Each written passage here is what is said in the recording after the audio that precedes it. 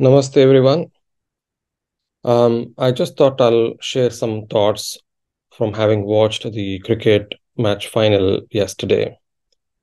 Needless to say, India has done well in terms of the way it has played all the matches, and I guess the final was lost on two counts: one the toss, and then the due factor.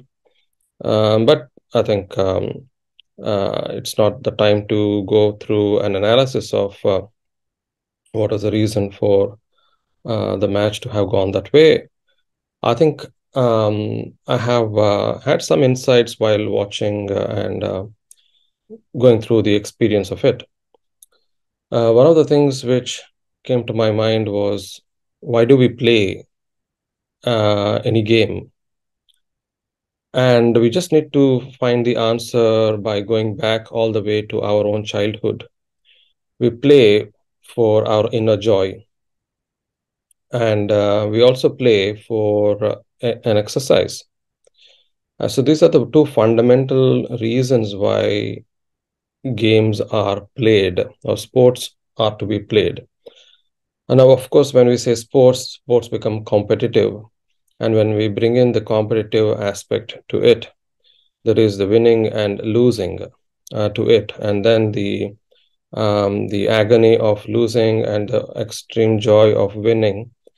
And these become quite cyclical, particularly too frequent, as in modern times when we have repetitive World Cup finals, whether it's a T20 one year and another in a couple of years' time, there'll be ODI finals, so ODI World Cup. So it's almost like a never-ending kind of pattern. And to add to that, if we are to follow elections, then all the political affiliations that we tend to have, and then the anxiety is the anticipatory anxiety in all these things, and that is of concern to me as a psychiatrist. What are we actually seeing as a modern phenomenon is a lot of anticipatory anxiety. We are always on the churn. There's no resting point. There's some event or the other always happening, and the world being competitive, and it's an entertainment. So the entertainment industry makes money through its entertainment by making sports entertaining. And for the spectators, it's about affiliations and winning and losing. So the joy stays for a while, but agony comes back. So, but can we escape this? Perhaps not. See, Bhagavad Gita teaches us that we should be able to move beyond the dvandva, the dualities of the joys and the sorrows and winning and losing, and we should be able to kind of stay afloat. We can't just theoretically practice it; we have to practically experience it in the motion of things. So I can answer that yes, it is to be accepted that the modern world is offering this. Of course, we have a choice not to get indulgent in this kind of churning, repetitive churning, and I think that's a choice, conscious choice that we can make. Do we need to get sucked into that kind of pattern of repetitive kind of entertainment involved competitive sporting events where you as a spectator have no choice but to kind of uh, go through the emotions of joy and happiness? Now, let's just go back to the reasons why we play sports or games. As I said, in younger times, it is for our inner joy and for our own exercise. I think that's the fundamental point here. Why are we getting sucked into watching sports all the time, or having to be an observer and then get entangled emotionally, only to be kind of going through these cyclical anticipatory anxieties, which are not really healthy and helpful? Now, I may sound pessimistic in saying it, but this is about choice. If somebody has a choice to not get sucked into it, you have a choice not to get involved into it. But if you want to be involved into it, learn that this is how it is going to be, and whether we would want to kind of um, um, be prepared to face this. Now, the second part is where now we can focus upon. Imagine a team like Australia, which I would say is quite inspirational in the fact that it has won six World Cup championships in the ODIs alone, and more number of entries into the final. And how do they do that? They have increased the game standards a couple of decades ago, and they're able to kind of bring in extreme professionalism, the grit, the courage, the ruthless approach to how they play the attacking game, and then more importantly, the athleticism. The athleticism can't be missed. And this is where I think in India we need to look at the system that we have. Is our system really kind of giving athleticism? So that is the second point. So the first one was about inner joy. The second is about athleticism or the exercise. Now, at the end of the day, what is the use of having a sporting event which does not bring in the societal improvement in athletic ability? Now, let's look at our urban spaces. How equipped are the urban spaces with sporting facilities? Urban planning does not take account of it. Our schooling system is terrible in only kind of allowing kids to study and study and study, but do they actually allow children to develop, pick up sports and then evolve over a period of time and grow into the sport and therefore develop athleticism?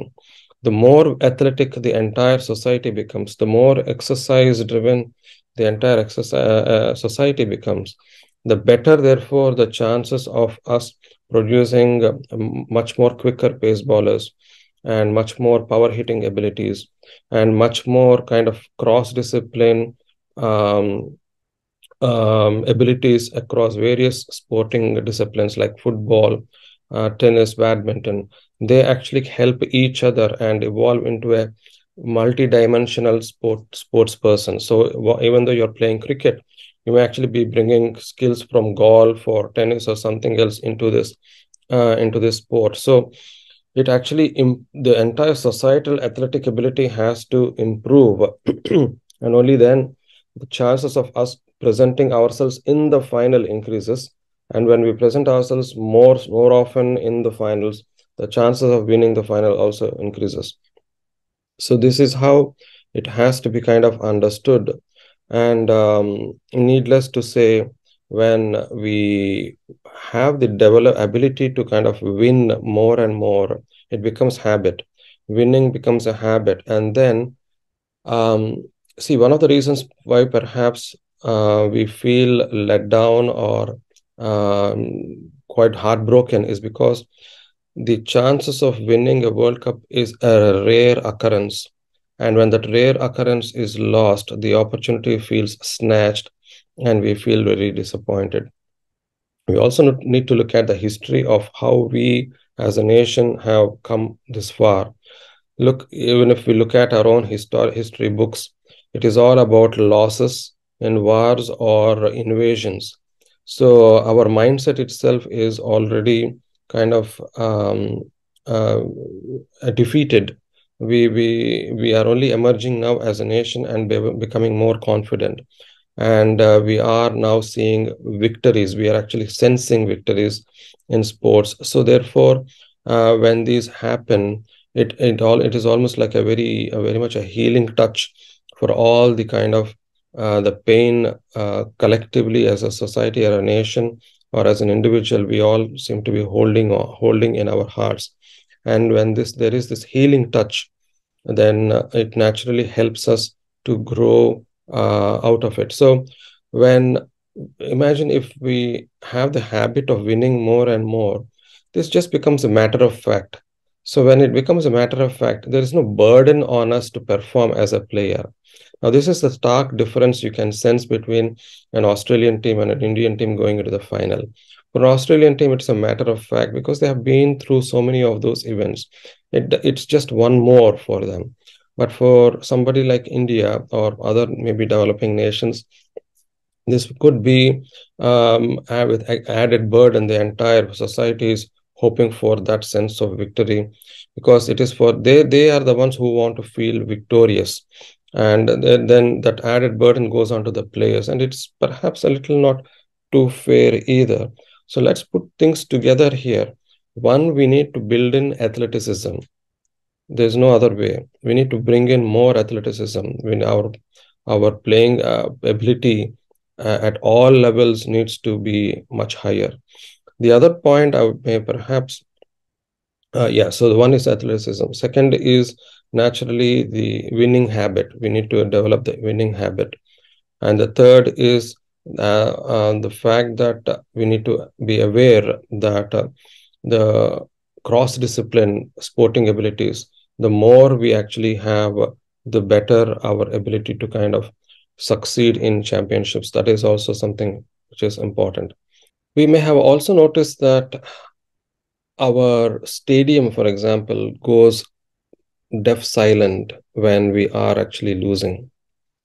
If you contrast it with stadiums in countries like Australia or England, where the spectators actually are clapping for both teams.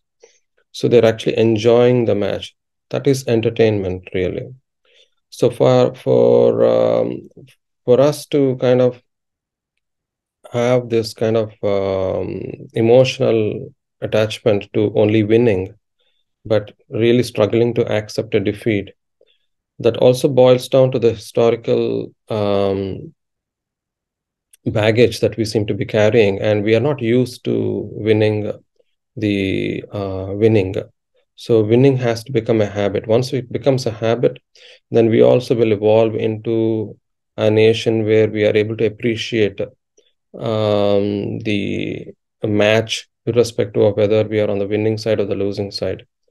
And perhaps that is what earlier, as I was saying about Bhagavad Gita teaching us to be afloat beyond winning and losing, and that's the hallmark of a mature spectator.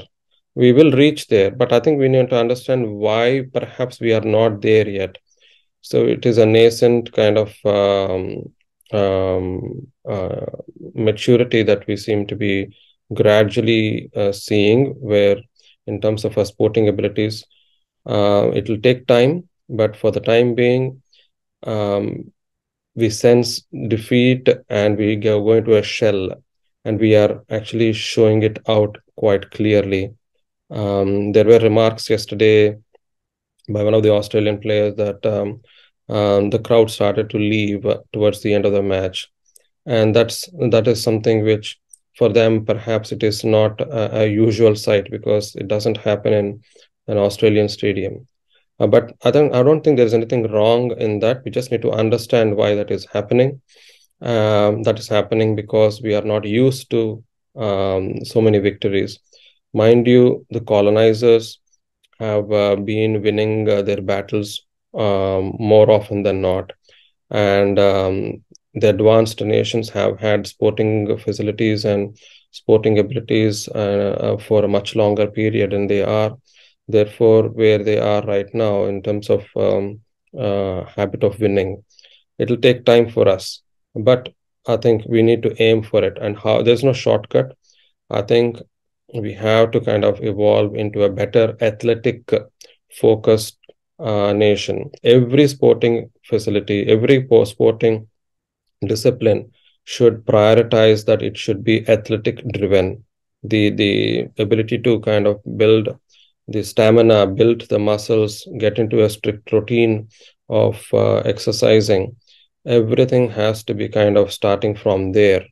Skill should be in addition to that, not skill first or skill alone. No, that's not sport. That is an art. Sport has to be athletic driven, and then skill needs to be added to that. This and one more thing I may perhaps want to just add is that look at our tendency generally in playing cricket. Because our athletic abilities are not so great, we don't really produce great pace bowlers, even now, I must say. who actually clock more than 150 kilometers an hour consistently. And look at the best bowling attacks in the world. Athleticism is not about spin, I'm sorry to say. It's a skill, but that's not athleticism. Spin is a skill, but athleticism is when you run and throw the ball at a high speed, and that too consistently. You bounce the ball, you bring in the pace, you generate the pace, and that is where athleticism is. In batting as well, it is a skill where you drive the ball, connect the ball, time the ball. That is a skill. But brute force is athleticism. So it's combination of these two. We need to have both. If we enjoy an innings like Glenn Maxwell, he was cramped and he brought in his brute force through to win to hit the ball across the boundary line. So we can understand the need for athleticism in that sense too. We often resort to when we want to win test matches, we often resort to spin tracks. The pitches are made for spin tracks so that the spinners come and ball them out and then we win the matches. That's not athleticism. It is just wanting to win. But it doesn't help the society evolve into a sporting nation.